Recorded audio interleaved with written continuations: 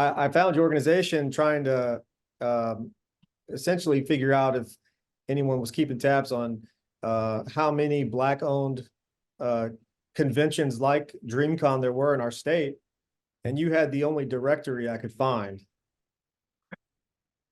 Yeah, that was actually that idea was given to me at BlerdCon back in 2023 when because I had already gotten Blerd and Powerful started in October of 2022. No, October, November 2022. And, trying to have as much community feedback as possible. I was having a panel at BlerdCon, and one of the suggestions was, from someone, an old head, like the way that they used to let people know that there were other events happening is there was a table with a bunch of cards, a bunch of flyers, and that was the way that they did it back in the 90s. And, I was thinking, well, why not just have a list, the green book, and that came to me, and I'm glad that you were able to find us. So your organization, is it titled Blerd and Powerful, or what's the formal name for your organization? Well, see, Blerd and Powerful is underneath my LLC of Hellspawn under Hellspawn Cosplay Consulting. Um, I wanted to have a presence at San Diego Comic-Con in 2022. And the reason why that was the case is because I learned of the origins of Blerd and Bougie. Blerd and Bougie was a party and an event to help network a lot of Black creatives at San Diego Comic-Con, including, I mean, that was hosted by the WB. And the network executives that started that initiative were no longer there at WB. They had all dispersed and gone to different stations, different studios, whether it be Amazon or, what have you.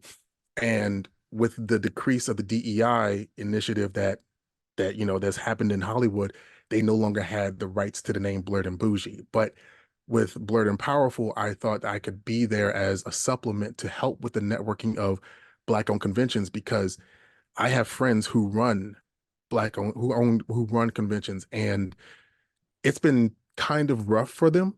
You got J1 Con that every single year, like he's been going for I think 11 years now.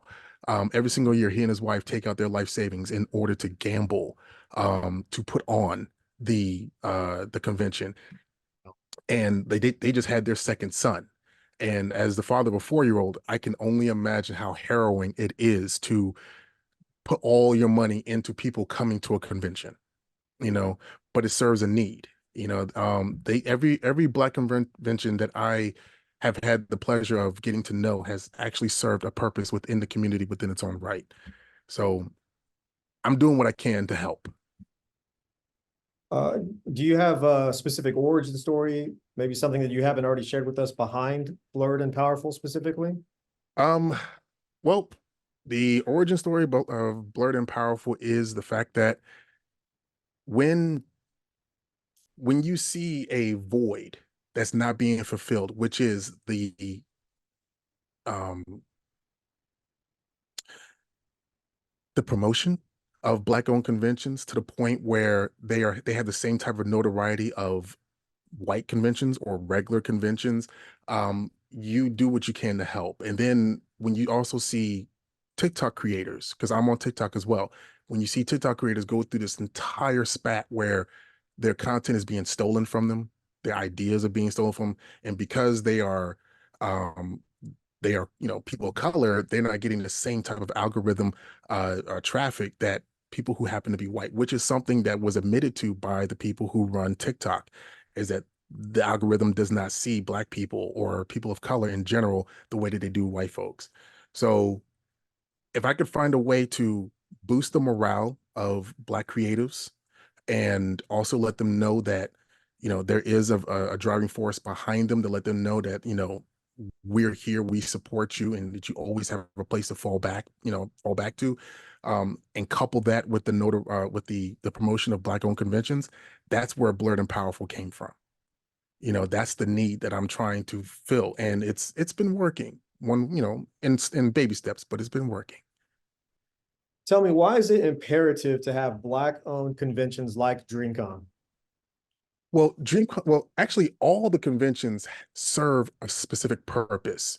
DreamCon is a influencer-based convention, right? They help cultivate personalities that want to be out there, whether they're online or whether they're, I mean, like streamers, or they want to break into Hollywood one way or another. That's DreamCon's focus, to help Black creatives get um cross over that boundary, or cross over that barrier of knowing how to be an online presence.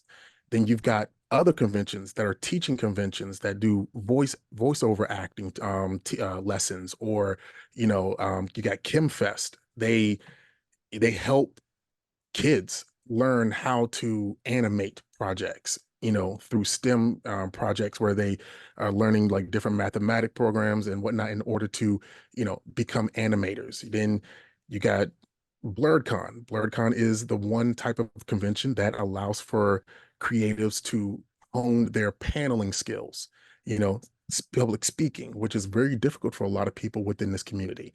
So it's every every convention serves a specific type of purpose, and DreamCon just happens to be one of the bigger known ones, based on the fact that they are have an online presence that appeals to that demographic. I was looking at your map on your website, and I noticed that Texas isn't the only state that only has one Black-owned convention. Does it surprise you at all that there are several states that only have one, especially one the size of Texas? No, it doesn't surprise me at all. It takes a lot of money to run conventions. You have a lot of people who travel to these locations because the area that they're in does not support this kind of endeavor. You know, Black conventions, can only those who are able to go beyond just a few hours, they have a lot of backing, a lot of support, and those who can exhibit for longer than a day, they're lucky. And it's not because, nobody cares or that they don't have the support. It's just they don't have the funding to do so. So no, I'm not surprised at all. Um, what I've been trying to do is have enough eyes and make it easy, accessible for people who happen to be large donors, or, big money donors, whatever, to see the um to see the benefits of a Black convention within the community. You have the possibility of, if a Black convention can exhibit for, like, say, the same way that San Diego Comic-Con exhibits from like Wednesday to Sunday, let's just say it's a spring convention or even a fall one, you have the opportunity to bus kids out during for field trips, so they can get in touch with these artists that are at Artist Alley, and get a chance for them to actually see what the path is in front of them to be artistic, and to make a living out of it. That one-on-one time is valuable for a lot of these kids out here who don't know what they want to do with themselves, but they know that they have a passion within the arts. And like these people who have made it, they are so much more down to earth than people may realize. They're willing to just sit there and talk and say, like, this is what I did. You have to hone your craft this way, that way. Everyone have a different opinion, but they're willing to offer those opinions, and they feel like they're giving back to their communities in a way that is that they couldn't get when they were younger. So it all serves a purpose. I'm curious if you had a chance to go to DreamCon this past year in Austin. No, I with my budget, Yeah, I understand. um, yeah, with my budget, I am able to, like, one big trip is all that I can do for right now, and I do that with San Diego, because San Diego happens to be one of the best networking hubs for those of us who are not only in entertainment, but also in the endeavor of pushing the, Afrofuturism initiatives, or networking within Black circles, so that we can uplift and push us all forward. Because I've got a few projects that involve both Black and brown demographics that could just do wonders the same way that Marvel did for, folks with like Namor or even Black Panther. So it's just a matter of getting the funding and networking, getting from the right people. So that's where I'm at. Well, sir, this has been a great conversation. Before I ask the more formal technical questions, is there anything that you would like to add, maybe that we didn't talk about in this conversation? Well, everything that I'm doing is a 360 uh uh dem, program situation. Whereas as a cosplayer, I am also, a producer. I am also, someone who is a liaison for KDS Entertainment, which is an entertainment company that owns a up and coming streaming service called Blerd Station. That is a streaming service that is allowing artists and creatives of color to be able to actually not be restricted by executives that don't necessarily understand what it is to be a person of color. You look at Hollywood, you look at the landscape of, they will pass on black owned projects, to the tune of about $10 billion a year simply because they don't understand what it is. They don't understand what code switching is in these writer rooms or in these executives rooms. So there's a lot of money being left on the table and a lot of creatives that are being left off to the side where they need to find a home, in order for their projects to be put out there and, to be fine tuned to the point where it can be prestige television. And that's where Blerd Station is hoping to be. I am going to these Black owned conventions and trying to find as many Black creatives that are willing to offer or pitch their projects for their comics or their novels and have it be optioned for a television show or a movie based on based on how well it's put together, and that's another thing that we're doing with these Black conventions is we're trying to mine the intelligence, the creativity, and make sure that those who go completely overlooked because they don't live in LA or they don't live in New York, in these creative cities where they only pluck, certain people and certain ideas that happen to be rehashed ideas from 20 years ago. It's kind of Hollywood is not really creative at this point, so we're trying to change that by becoming, the new Black Hollywood. Um, whereas Blerd and Powerful comes into play. Every step that I take in order to build more notoriety for a Black convention, it makes the organization all the more credible, because we are solid in trying to make sure that everyone gets represented, and we are solid in making sure that these conventions are in the position to do the good that they have always done, but they just go overlooked. And for your title, would you like me to just put Hellspawn Cosplay Consulting, or put that and then comma founder? How would you like to be titled?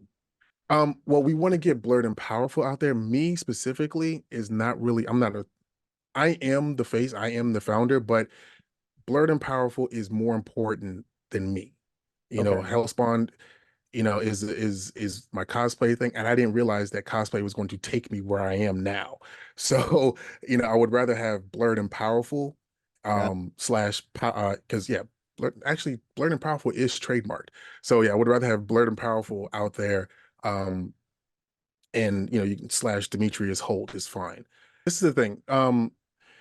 With us being a niche, because Black nerds, brown nerds, we're all of a niche of a niche of a niche, which is only super popular within our own niches. Uh, just like the goth folks, they are mainstream because of rock and roll and how the 90s blew up with like Kurt Cobain and whatnot. But as far as us, the only way that we are blowing up is the fact that major companies are finding money within anime. And the more that they invest in anime projects, and you're starting to see, a lot of celebrities like Viola Davis and a few others that are leaning more towards anime projects, and independent projects because Hollywood is no longer solid, but they see a solid base with anime, and they're going to try to mine this as much as they possibly can But with that being said, you know, the only way that it's super popular is, or it's super popular and it's super unknown, you know, and like I've been on the red carpet for a few movies like Black Adam, and I've seen Mark, or you know, and like we're everyone's familiar with one another within this community, you know. But when you talk about the country writ large, there are only 27 Black-owned conventions in the country, you know. So with that being, and a lot of them are on the coast, you know, whether it be on up and down the East Coast, or you know, a few in Michigan and a few in Texas. Like it's all over the place. Mark's popularity is definitely within the streamers and on the internet.